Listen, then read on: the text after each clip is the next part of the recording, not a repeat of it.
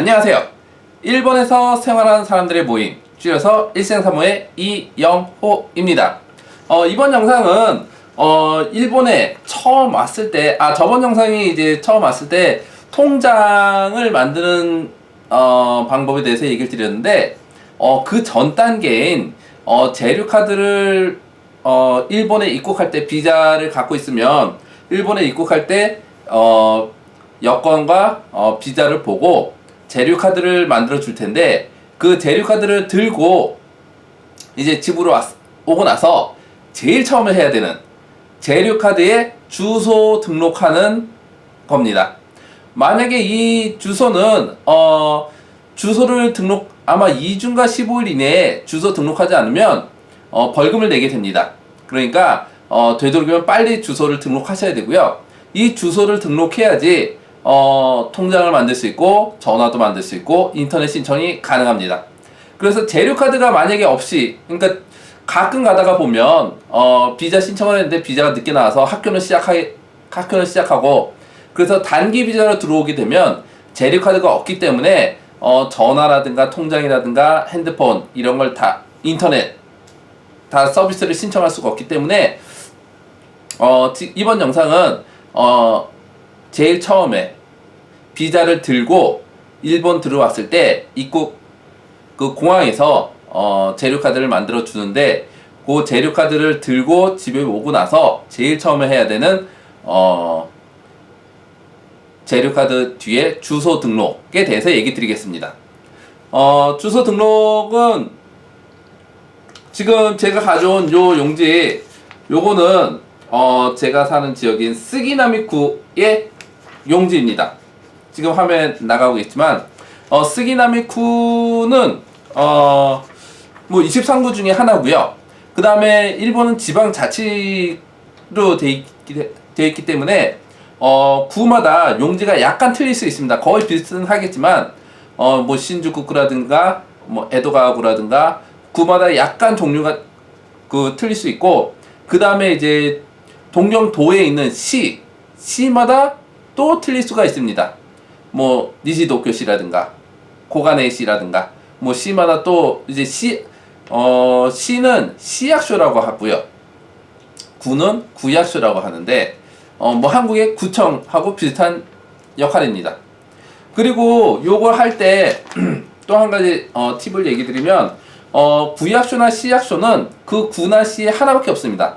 근데 출장소를 가면, 출장소는 이제 시나 구가 넓기 때문에 그 각 지역마다 출장소를 하나씩 둡니다. 그래서 지금 신주쿠 같은 경우는 신주쿠 구役소가 하나 있고 출장소가 아마 5-6개 정도 있습니다. 그렇기 때문에 출장소를 가게 되면 우선 사람이 없기 때문에 빨리 진행할 수가 있습니다. 근데 출장소 같은 경우는 한국어 대응하는 사람이 없기 때문에, 신주쿠라든가 이렇게 외국인 많은 구는 한국어라든가 영어 대응하는 직원이 하나씩 또 있는데 출장소는 그런 외국어 대응을 할 수 없기 때문에 조금 일본어 되는 친구랑 같이 가시든지 아니면 뭐 어떻게 하시든지, 우선 그렇게 해서 주소 등록을 하는데, 그리고 주소 등록을 하고 거기서 이제 그 의료보험도 같이 합니다. 근데 뭐 예전 영상에도 얘기 드렸겠지만 의료보험 학생 할인을 받기 위해서는 구役소를 한번 다시 가야 됩니다. 근데 만약에 출장소에서 주소 등록하고 그다음 의료보험까지 다 했는데 이제 학생증이 아직 안 나왔다라고 하면 학생증 나오고 나서 한번 구役소 가서 나 지금 학생이니까 그 의료보험 할인 해달라고 얘기하는 게 나을 겁니다. 괜히 지금 아직 입학하기 전이라서 뭐 한 달 전에 오시는 분도 있기 때문에 입학하기 전에 학생 할인 해달라고 했을 때 다시 간다고 했을 때, 만약 처음부터 구役소 간다고 했으면 처음에 얘기해보고 나중에 학생증 나오면 그때 오라 그러면 그때 가면 되는데, 출장소에서 신청을 하고 나서 학생 할인 받으려고 다시 구役소 갔다가 학생증 없다고 다시 빠꾸 맞으면 또 한번 학생증 나오고 또 가야 되기 때문에, 물론 전화해서 미리 확인하는 것도 방법 중에 하나고요. 만약에 일본어라든가 이렇게 좀 저거 해서 직접 부딪히고 하겠다라고 하시는 분은 한번 다시 또 가셔야 되는데 학생증을 나오고 가는 게 좀 더 효과적이지 않을까라는 생각을 하고요. 그래서 요 내용에 대해서 이제 요 내용은 어떤 게 있냐면 맨 위에 이동 도덕계 옆에 보면 제가 한국말로 써놨는데 그 여기에서도 요 그 굵게 된 부분만 본인이 쓰는 겁니다. 그 외 지역은 외 부분은 본인이 쓰지 않고 구약소에서 쓰는 거기 때문에 요걸 좀 더 크게 확대하면요. 수속하러 온 사람의 이름, 주소, 전화번호. 이게 요 란은 맨 위에 란은 본인이 했을 경우는 요 란이 필요 없습니다. 대리로 했을 경우 이게 필요한 경우이기 때문에 본인이 했을 경우는 필요 없고요. 그다음 그 밑에 맨 왼쪽에 이사하는 날 리도 도덕회 연월일 이사하는 날이고 그 다음에 도덕회 연월일 주소 등록하는 날 요거는 보통 뭐냐면 만약에 내가 일본에 들어와서 처음에 들어간 날이 만약 3월 1일 날 들어갔는데 이사 등록하는 날은 이사 구약소나 출장소 간 날은 3월 3일이다. 그러면 이사하는 날은 3월 1일 날 적고 그 등록 수속하는 날은 3월 3일 날 적으면 되는데 만약 여기서 조금 한 가지 이사하는 날과 주소 등록하는 날이 2주일이나 15일 이상이 되면 벌금을 물게 됩니다. 그러니까 요건 그 날짜를 잘 조절해서 쓰시고요. 만약에 실제로 틀리다 그래도 잘 조절해 쓰시고요. 그 다음에 이제 신주소는 이사하는 주소, 지금 현재 새로운 주소를 적으시면 되고요. 그 다음 그 옆에 집 이름과 호실, 그 다음에 세대주는 본인 이름 쓰면 됩니다. 어차피 본인 혼자 쓰실 거든가 아니면 가족이 쓰실 거면 가족의 아버지를 쓰시면 되고요. 세대주는 보통으로 본인 혼자 살기 때문에 혼자 사시면 되고요. 만약에 친구랑 산다 그러면 요거는 각자 만약 방 2개짜리에 각자 산다 그랬을 때는 요거 어차피 각자 하나씩 할 겁니다. 그러면 세대주는 각자 한 명씩 자기 이름 쓰면 됩니다. 그 다음에 이제 전주소는 한국 주소 쓰시면 됩니다. 이건 뭐 영어로 쓰셔도 되니까 한국 주소 영어로 쓰시면 되고요.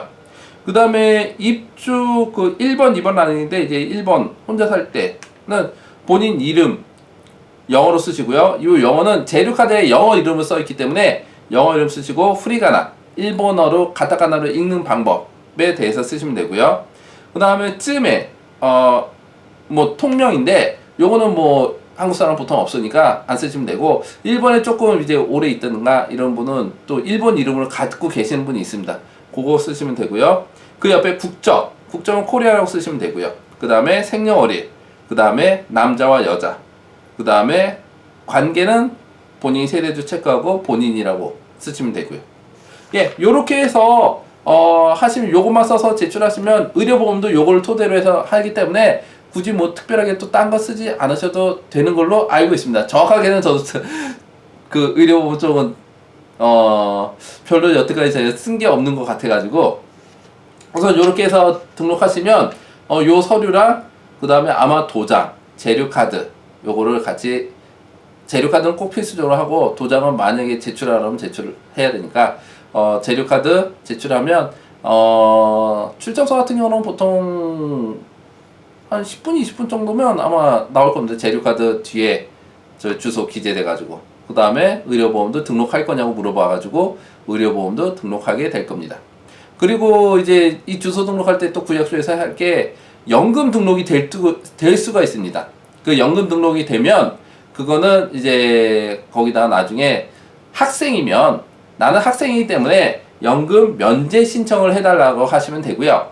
그다음 이게 집에 살다 보면 연금 내라는 연금 통지서가 올 가능성이 있습니다. 그것도 복불복으로 오는 친구도 있고 안 오는 친구도 있는데 만약 오게 되면 학생이면 나 학생이기 때문에 알바도 안 하고 시옷거리 받고 있다.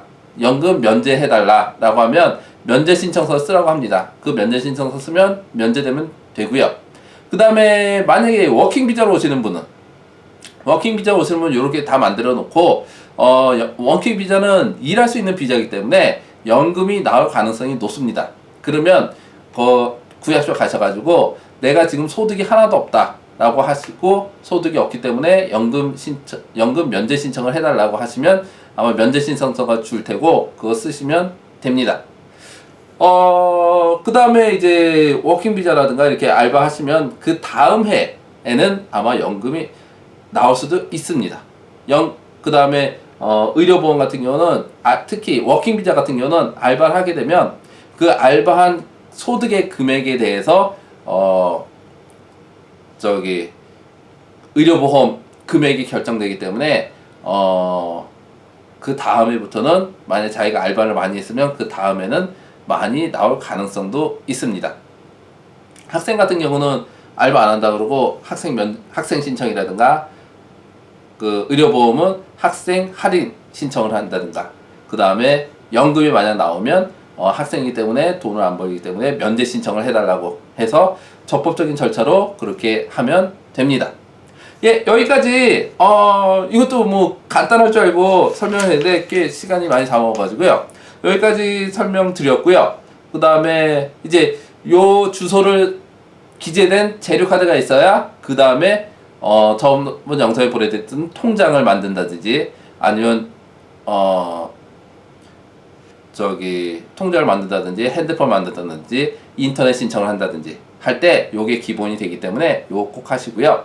그 다음에 간혹가다 유심칩하는 핸드폰 할 경우는 주민표 재료카드가 아니고 주민표를 가져오라는 케이스가 있을 수 있습니다. 만약에 그럴 거 예상을 둬서 미리 알아보시고 만약 주민표 또 가는 게 출장소 가서 주민표 뺄 수 있습니다. 300엔이면 되고요. 그 다음에 그게 귀찮으시면 이 주소 등록할 때 주민표 한 장을 같이 신청하세요. 1번은 그리고 주민표는 3개월 이상이 지나면 별 쓸모가 없어집니다. 3개월 이내 된 주민표를 필요하기 때문에 3개월 이상 되면 쓸모가 없으니까 그 점 알아두시고요. 주민표도 미리 유심칩 할 때 필요하다 그러면 미리 떼 놓으시고요. 처음에 주소 등록을 할 때 주민등록 확인표 줍니다. 그거는 주민표가 아닙니다. 주민표는 한국의 주민등록등본과 같은 역할을 하는 거기 때문에 주민표 떼 놓으시고요. 예, 여기까지 설명드렸고요. 구독과 추천 부탁드리고요. 감사합니다.